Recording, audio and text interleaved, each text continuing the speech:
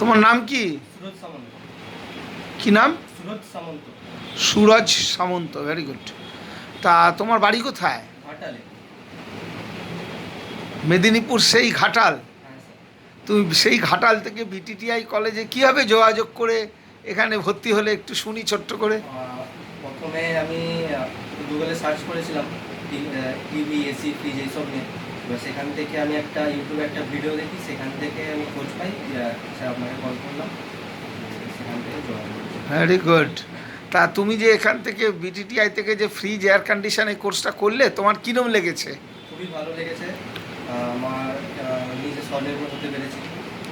তা স্যারেরা theoretical practical ক্লাসে সব রকম সহযোগিতা করেছেন? হ্যাঁ, সব রকম সহযোগিতা করেছি। Very good.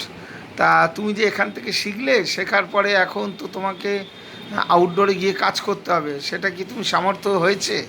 হয়েছি, এবার প্র্যাকটিস করতে করতে আরও হয়তো ভালো হবে।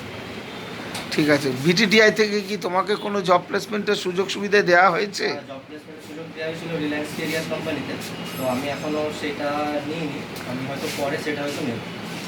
মানে তুমি এখন অন্য কোনো কাজ করছো? আমি এখন আমার নিজের এরিয়াতে কাজ করছি। বাহ, কোনো অসুবিধা হচ্ছে না? না। Very good. যখন যা সুবিধা হবে বিটিটিআইয়ের সাথে অবশ্যই যোগাযোগ রাখবে। Thank you.